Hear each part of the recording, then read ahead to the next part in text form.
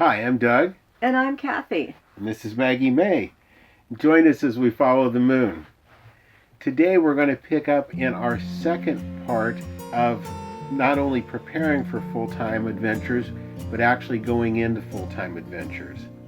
And as we've mentioned to you in the last video, and if you did miss it, we've got the link up here in the corner for that one.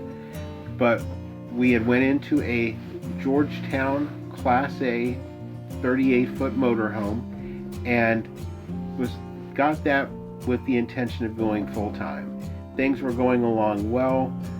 By now it's up to the end of April, and we're going to try and have everything finished that we can be out of the house by the end of May. And I came home from work on Wednesday, May 1st, and I had this waiting in the mailbox for me. And it was a letter from the city of Leesburg, Florida, where we lived. Now, we're not in an HOA, so I'm just sharing this with you because this can happen to you. But evidently, a disgruntled neighbor, somebody didn't like our motorhome being parked on a concrete pad beside our house, and they found an ordinance in the city that no structure can be powered by a flexible power cord. The motorhome was plugged into the house, and the only way the motorhome could remain there was if it was unplugged, slides put in, and left to set idle. And we'd been living in that motorhome since December, and we were getting ready to make the jump. So, one of the things that I thought was that sometimes, especially when you're sitting in that driveway and you're seeing your things leave bit by bit through garage sales and families coming over and you know, getting rid of all that stuff, you do have your moments of, is this the right thing? And there were a few neighborhood things that came up, neighborhood issues that came up that said yes, it was time after 20 years of living in the neighborhood. It wasn't just sticks and bricks, but sometimes you reach a point of, yes, it's time to go ahead and let it all go and move on. And that's what we did. So the city said there would be a penalty for every day that we were still there. I called the city the next morning on Thursday the 2nd and said we would be out of there by Sunday. They said that's absolutely no problem. So we ended up that weekend and got everything cleared out of the house and everything ready to go. And on Sunday, May the 5th, we can always remember our nomadiversary is Cinco de Mayo, we left the house. And our first stop was at Blueberry Hill, which is an RV park in Bushnell, Florida. Now, this was near where I was working at the time, and only about a half hour away from the house. So it worked out to be a good spot, and we landed there for the first couple of weeks. During that time, we went ahead and got the house listed and showed the house once and got an offer on the house, which we accepted, and we were under contract. But Blueberry Hill was a very nice little park. It served its purpose at that point for us. Nothing fancy, but easy in, easy out, and a good way for us to kind of start to feel a little bit more settled in a way.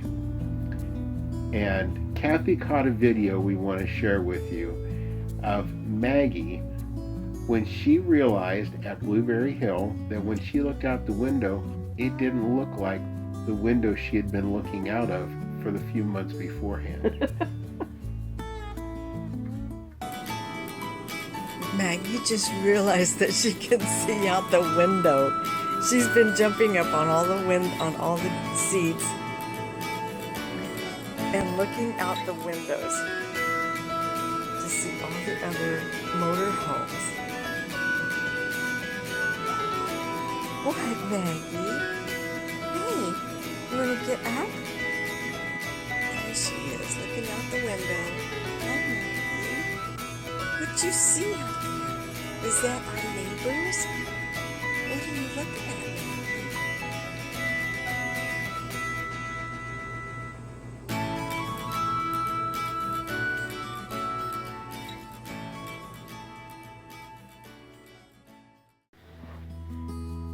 Blueberry Hill is also a really great campground. If you're traveling through Florida, what is it, about halfway?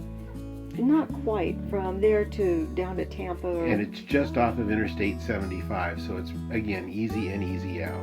There's a Walmart. There's a lot of fast food places. There's that place I love to have breakfast at. What was that place called?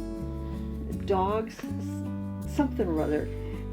But it was a really good place. And there was also a place across the street for service, I believe. Did they do service for RV? So it was a nice little stopping place that if you could wash your motorhome there. They did have some nice amenities. They had a pool. They had Dog park. Oh, they had a nice little dog park. The restrooms were interesting. They were like individuals with the door facing out. What was it you said, about maybe 6 of them? Yeah, there was 3 men's and 3 ladies, and when you went in the door, there was a shower, a vanity, the toilet, everything was in behind your door private. So it was very nice. So we enjoyed our stay there. It was a perfect place for a springboard for us. A lot happened during that time. I became kind of permanent caregiver of my dad at that point, and my position at work changed and became a perfect time to be doing things remotely. So we started the second week we were there, enjoying the area a little bit. And even though we'd only been about a half hour away from there was a place called Dade Battlefield that we had never been to before. And we had a ball there. Yes, we did. You know, it is amazing when you think about, and I know we've talked about this before, you can live in an area for 20, 30, 40 years and never realize what's in your backyard. And get so busy when you're in your sticks and bricks, raising children, doing your day job, that you don't have time to really explore your surroundings. And these are places that are hidden gems. And Dade Battlefield was one of those places. It was just beautiful. Took lots of pictures, but the story there was it was extremely sad, and yet it was also one of the grounds where Americans were trying to branch out into the wilderness, and some of it was pretty rough. So, as I remember, it was a self-serve entry. I think it was maybe $4 to get in. It was very, very minimal, and definitely worth stopping by. And it's literally within 5 minutes of Blueberry Hill Park. Now, in February or March, we decided to get a resale Thousand Trails membership, and it takes a few weeks for those things to go through. So finally, while we were at Blueberry Hill, we got our membership completed with Thousand Trails. And so after about 2 weeks at Blueberry Hill, we were off to Thousand Trails Orlando for our first trip of quite a few stays we've had. yes. And we have liked Thousand Trails Orlando ever since the very first time we were there. It's a great park. It's a great atmosphere. Everybody is so friendly. And it's nice to be in a large group of very like-minded people. Everybody there is kind of doing the same thing and enjoying their RV. So that's how that started.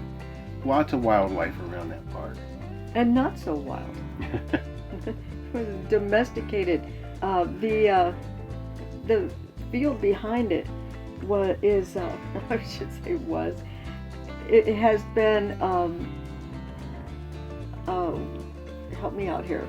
It was a pasture land, pasture, yes, full of cattle, and Maggie used to sit out there, and the cows would come over to the fence, and they'd sit there, and I swear they were having conversations back and forth just with their eyes. The cows would come over, and one time she would get closer, and they'd get closer. Finally, I think one of them's tongue came underneath the fence at her. After that, she kind of kept her... Kind of freaked her out. But it has since changed, as things do. But we still, we do have a video that we've got up about the changes. We'll put the link up above on that, on everything that's changing at Thousand Trails. A lot of good changes too. Yes. So our next spot after that was at Haines Creek. And Haines Creek is a small park between Leesburg and Eustis, I guess I would say. Yes.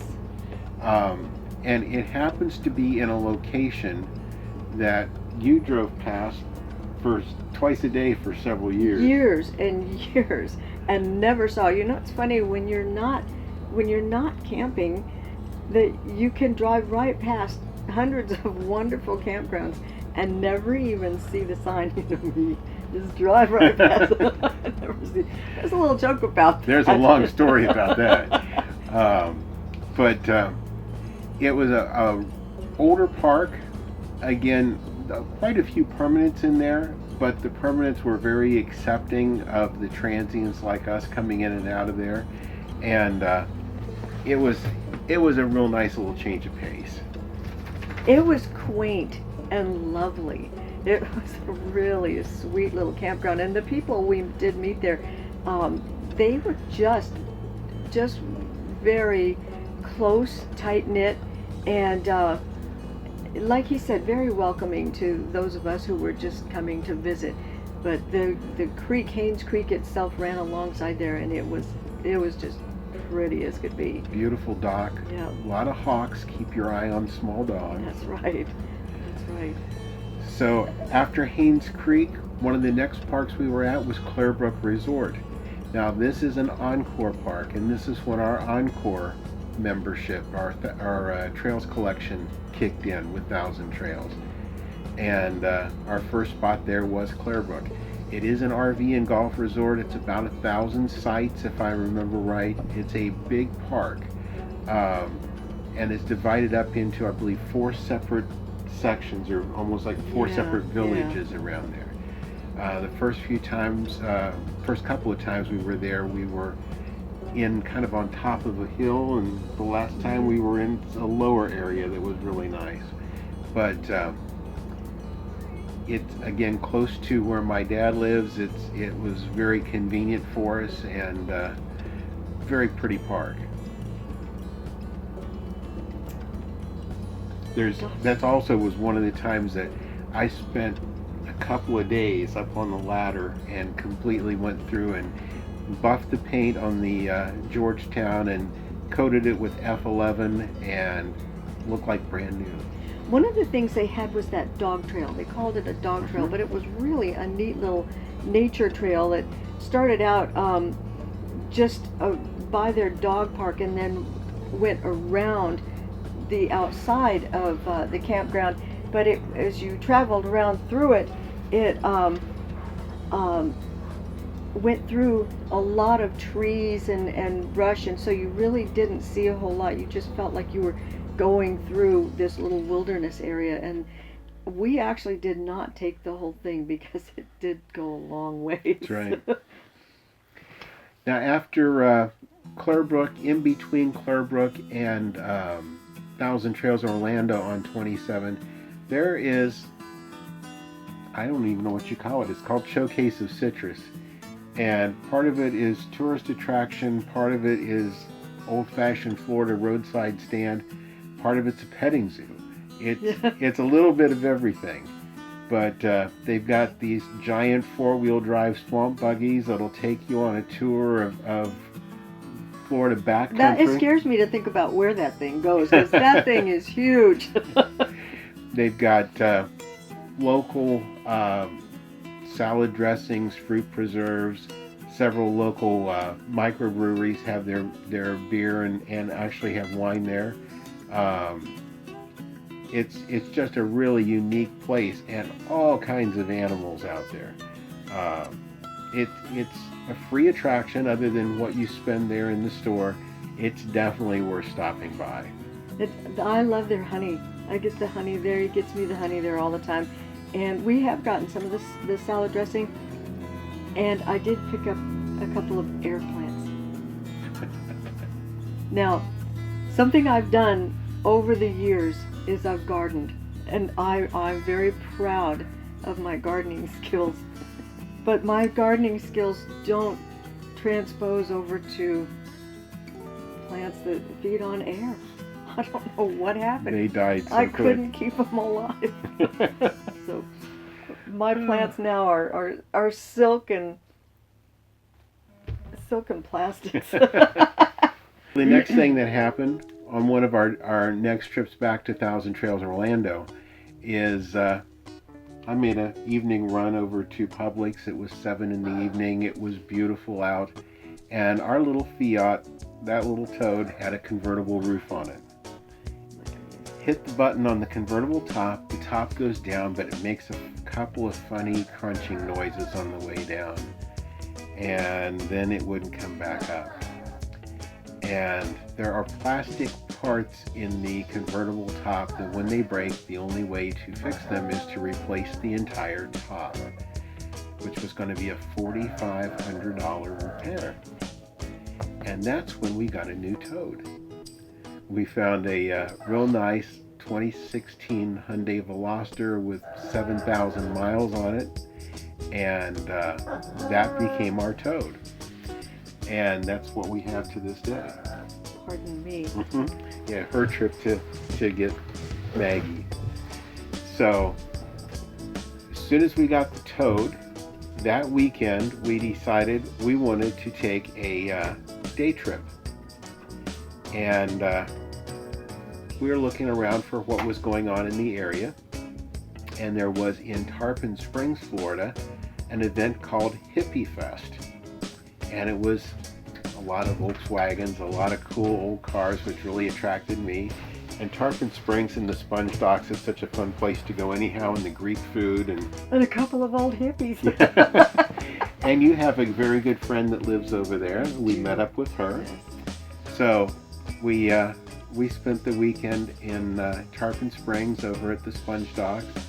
And there's some great pictures here I hope you enjoy of the cars and everything that was going on, some of the great Greek food, and it was just a lot of fun. At this point, you can start to see that even though a lot of our travels have been fairly close by, logistically to the area where we lived, we were discovering a lot of new things that we hadn't seen. You get so wrapped up in your full-time life that you don't take the time to really enjoy the area where you've lived for 20 years. So this is going to kind of bring us to the end of our second in this series. There will be one more coming up, and that brings us up to present time. So that kind of gives you all of our backstory. But we hope you've enjoyed it. If you haven't already subscribed to our channel, please do so. If you like the video, give us a thumbs up. Be sure to ring the notification bell so you'll be advised when the next videos come out. And thank you for joining us as we follow the moon. Thank you. Thank you for watching this video. We hope you've enjoyed it. Please be sure to subscribe to our channel and be sure to ring the notification bell so you'll know when we have new videos listed. Also, be sure to check out our blog at followthemoon.us and also our Facebook page at Follow the Moon and on Instagram at Follow the Moon Travel. Thanks.